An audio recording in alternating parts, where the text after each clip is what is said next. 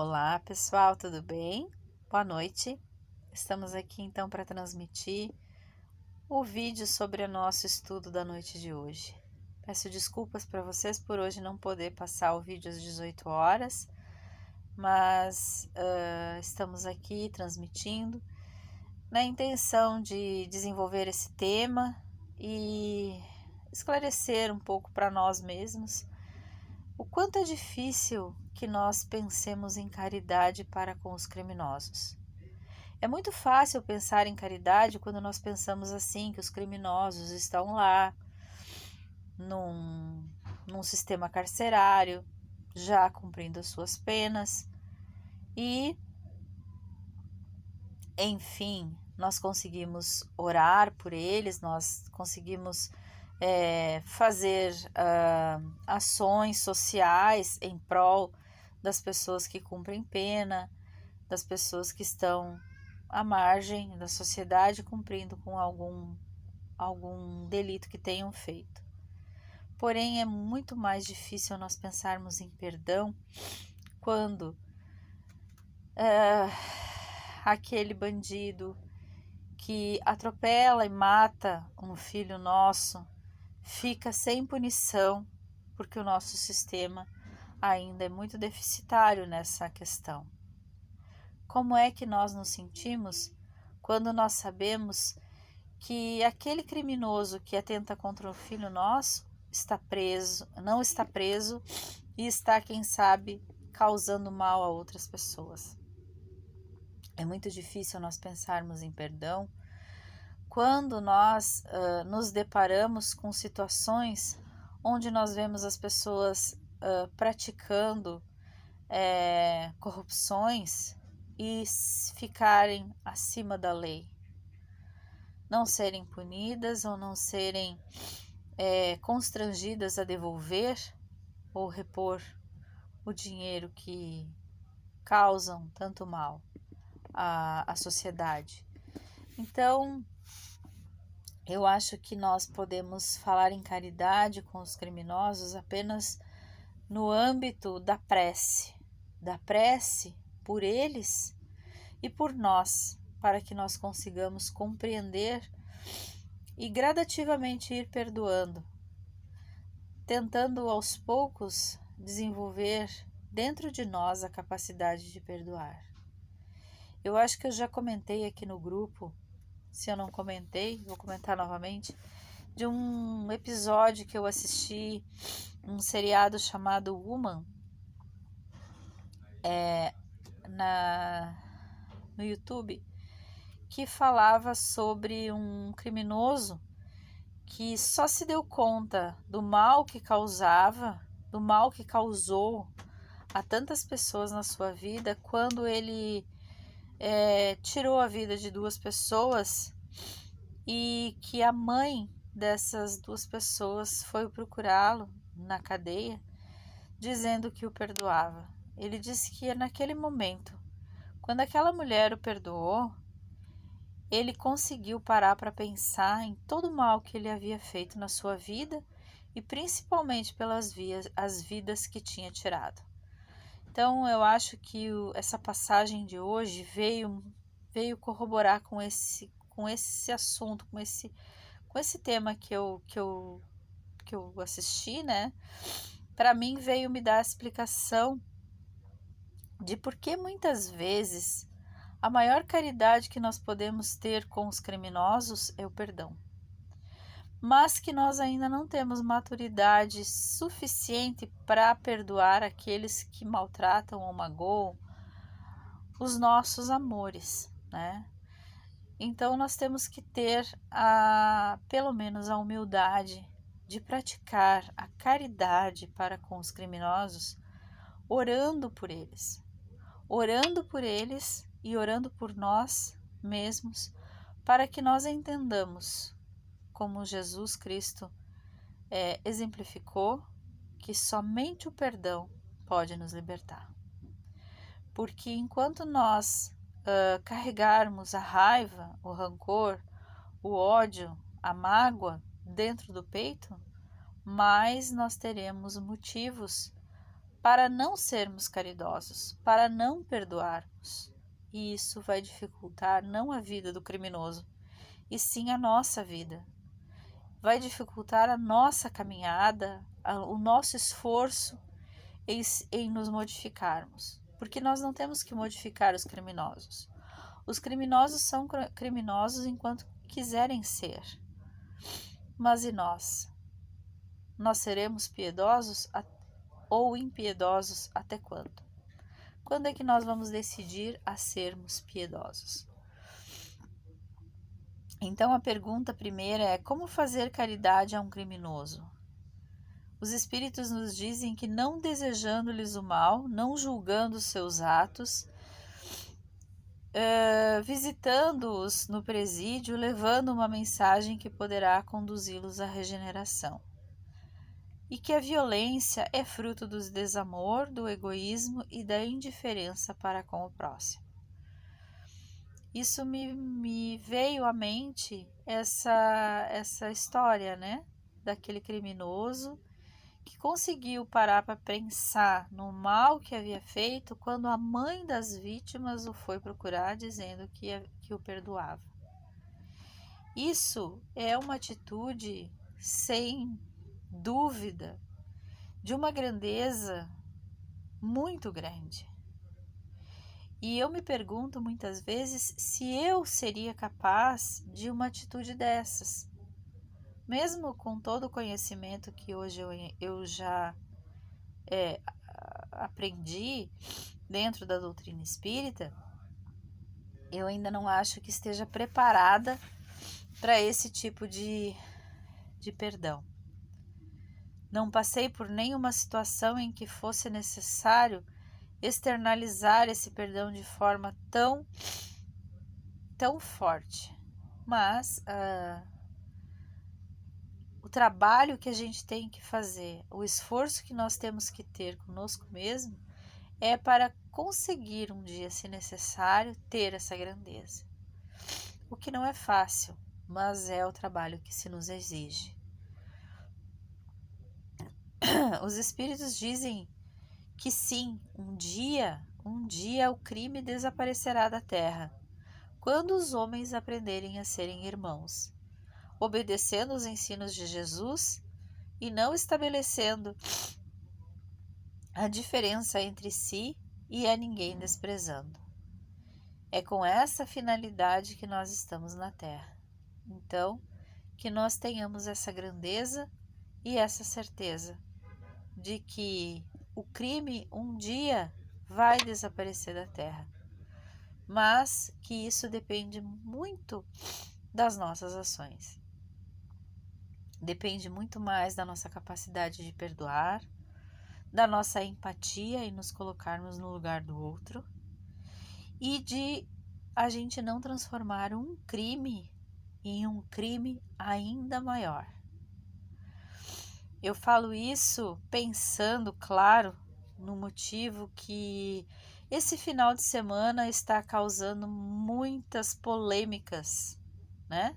Na televisão, nas mídias sociais, que tem a ver com o assassinato desse homem num supermercado lá no Rio Grande do Sul. É claro que isso foi um crime bárbaro, cometido por um momento de insensatez. Não vamos entrar no mérito da questão racismo, que é o que agora está sendo explorado nesse instante pelas mídias. Mas sim o fato de que uma pessoa, um ser humano, foi brutalmente assassinado publicamente pela ignorância e a ineficiência profissional de pessoas despreparadas. Foi um crime? Foi. Se foi um crime causado pelo racismo ou não, não interessa. Foi um crime. Mas nós não precisamos agora, por causa de que foi um crime, tornar isso um crime ainda maior.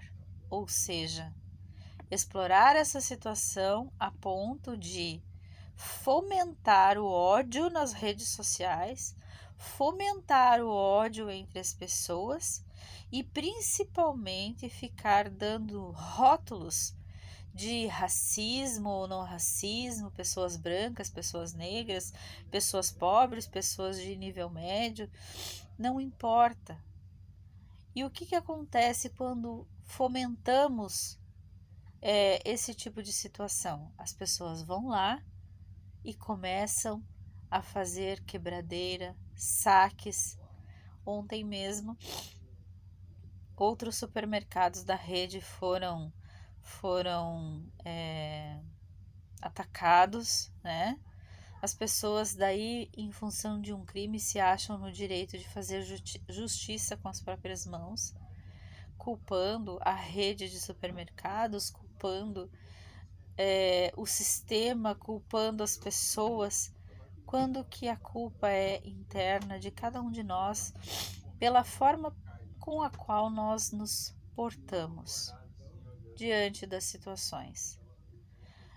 Aqueles que infringiram o crime ao ser que foi brutalmente assassinado são criminosos, mas nós não precisamos nos tornar igual a eles, fomentando o ódio, a briga entre raças e nem dando chance para que outros façam a mesma coisa em nome de uma justiça que não existe. Então, nós temos que ter calma, serenidade nesses momentos para não meter os pés pelas mãos. Porque nós não precisamos fazer nada, basta que a gente coloque uma postagem nas redes sociais sobre o assunto e já vira uma guerra.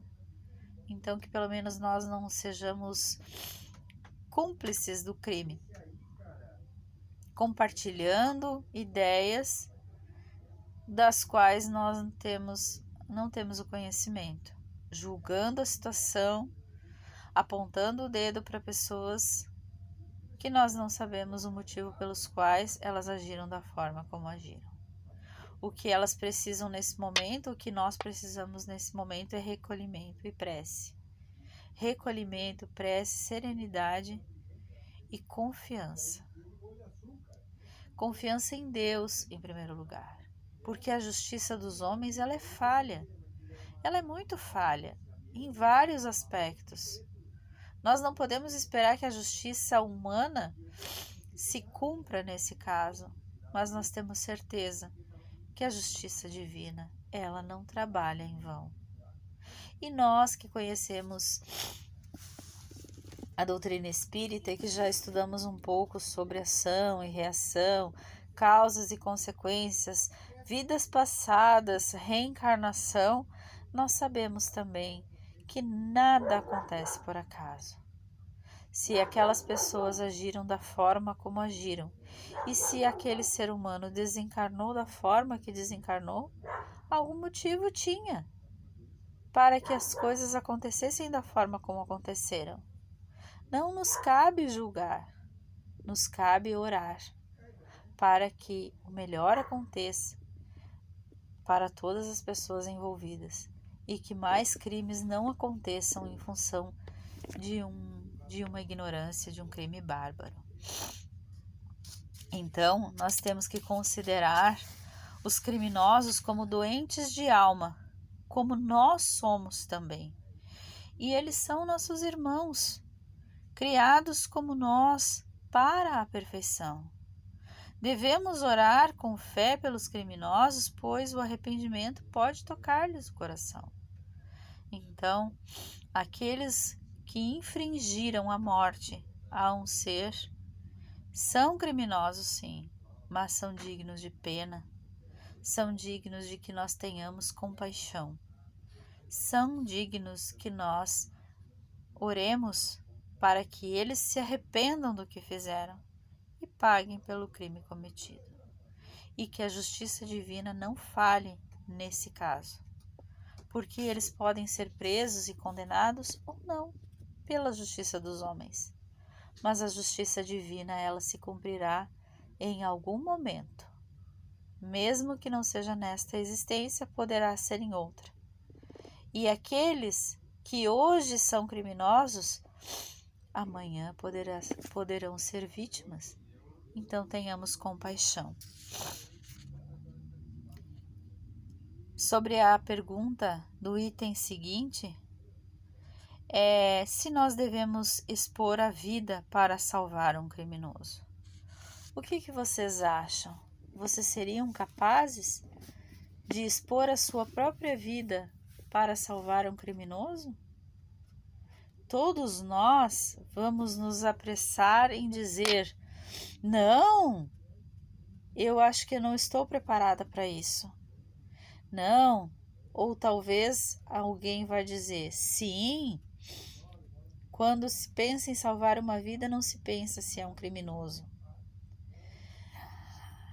Uma situação de risco, uma situação em que nós nos encontremos, de risco, de perigo.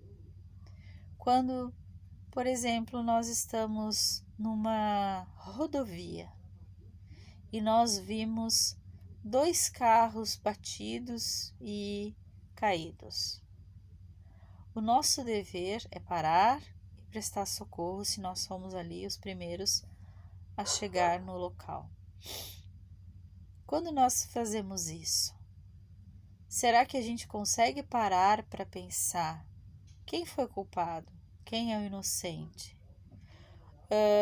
Quem está ali acidentado? Um criminoso ou um inocente? Quando nós recebemos nossos filhos nos braços, quando eles nascem, será que nós pensamos, esse é um criminoso ou um inocente? Quando nós recebemos nossos filhos nos braços, nós olhamos no rostinho deles e os achamos tão inocentes. A doutrina espírita nos explica que nós não sabemos quem nós recebemos nos braços. Assim como nós não sabemos, quando na rodovia nós paramos para prestar socorro, quem é a vítima, quem é o culpado. Nós paramos para prestar socorro. Então, quando se decide salvar uma vida, não se pensa se essa vida é inocente ou culpada. Se decide salvar uma vida. E é assim que devemos proceder, em qualquer situação. Então, quando nós decidimos perdoar ou salvar alguém, se dedicar, nós não temos que cobrar reconhecimento, nem cobrar consideração ou absolutamente nada. Nós temos que fazer o bem intencional, independente do que aconteça. A nós, espíritas, cristãos, cabe a decisão de ser sempre contra a pena de morte. Por quê? Nós espíritas cristãos, aqueles que se dizem cristãos, aqueles que professam a fé cristã, têm que ser sempre a favor da vida, sempre a favor da vida em qualquer circunstância. Então, nós não devemos permitir que alguém seja punido à morte ou pague com a morte pelo mal que tenha cometido. Então, se nós podemos fazer o bem, se nós podemos ajudá-lo, ou se pelo menos não ajudarmos a crucificá-lo, já estamos num caminho melhor. Então, essa é a nossa posição. Nós não podemos ser a favor da penalidade de morte para quem quer que seja, porque hoje nós estamos no papel de julgador, mas nós não sabemos o que nós já fomos e nem quem está ao nosso lado. Nós temos que ter consciência de que temos que fazer o bem pelo bem, não por julgamentos. Então, se nós entendêssemos nós entendêssemos realmente os desígnios divinos, nós entendemos que a morte para aquele que é criminoso, para aquele que está com raiva, a morte é para ele uma libertação. Ele se liberta de um corpo físico, se livra de uma condição para poder causar mais mal, mais crimes, mais maldades, embasado aí pela raiva e pelo rancor, e ainda porque aquelas pessoas que o condenaram serão suas primeiras vítimas, porque eles vão se sentir injustiçados, e aí nós temos mais uma prova de que o perdão seria mais eficaz. O perdão no sentido de fazer com que aquele ser pudesse refazer a caminhada, refazer os seus propósitos e entender que ele está errado e agiu de forma errada. E que a nossa capacidade de perdoá-lo pode dar-lhe a condição de se regenerar mais rapidamente. Quando nós os atiramos à morte, os julgamos culpado e entregamos de bandeja para a morte, nós estamos favorecendo a ele a condição de se tornar mais obsessor. Então, só a Deus cabe julgar, mas podemos acreditar que a partir do ato salvacionista, a vida do malfeitor poderia reformular-se para melhor. Então, quando nós damos a oportunidade do ser se refazer, se reerguer e se arrepender pelo mal cometido, nós damos a ele mais condições de que ele possa reformular-se para melhor.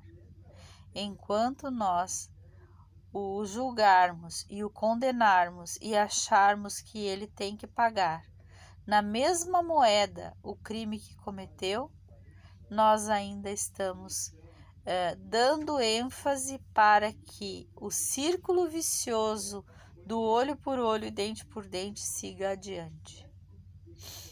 Nós ainda estamos dando condições para que os seres não se arrependam, não se melhorem e nem tentem fazer nada para que isso aconteça.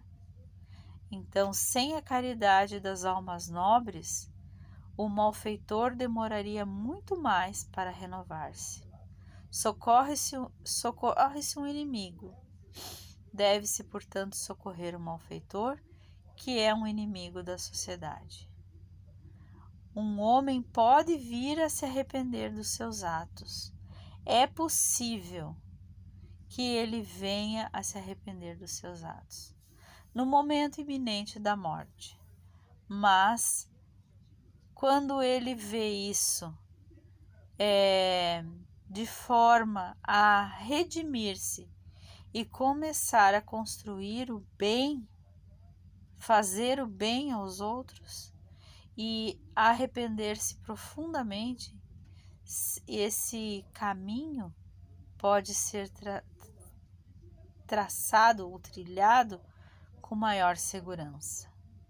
Então, quando nós salvamos alguém, nós não devemos perguntar se isso vai ser um bem ou um mal, ou se isso vai... se nós salvamos um malfeitor, se ele é culpado ou inocente. Nós devemos seguir nosso coração, simplesmente seguir o nosso coração.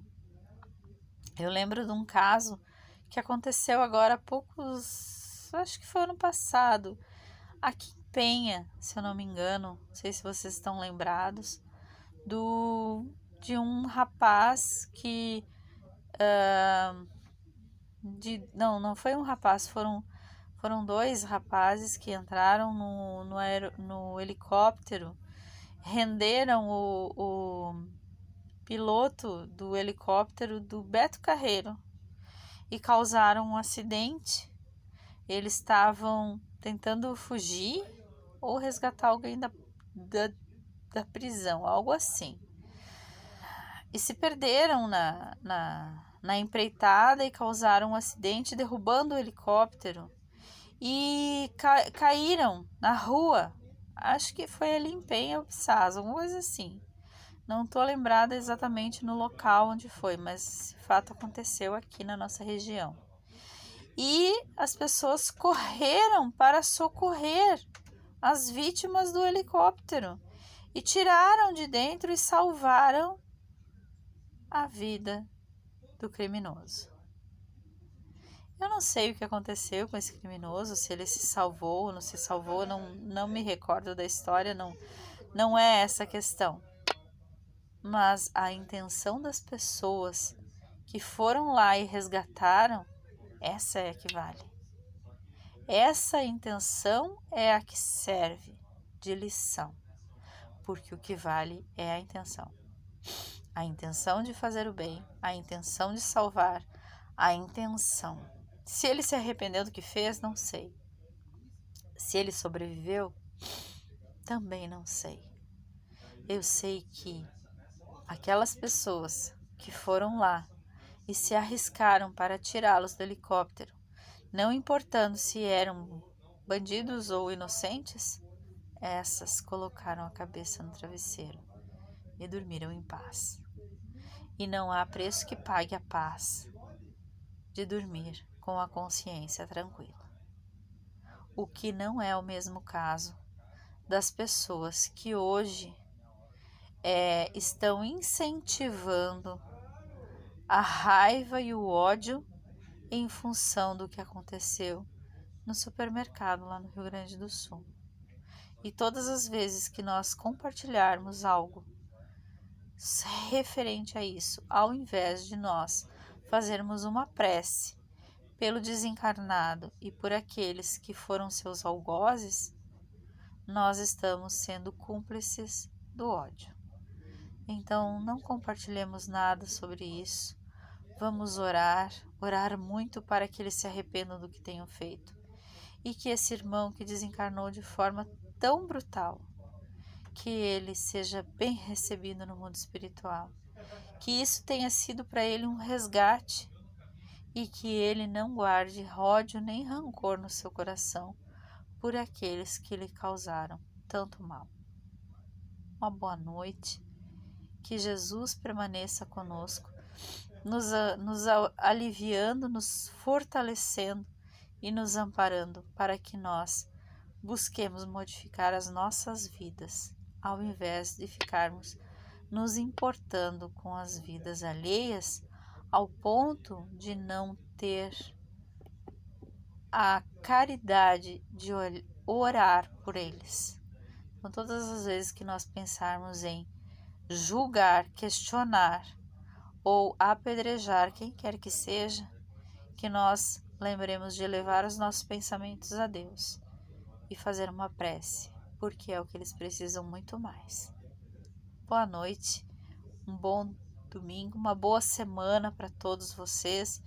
Me desculpem que hoje não pude estar com vocês presencialmente na live, mas semana que vem nós estaremos juntos. Tá bom? Beijo para todos. Boa semana.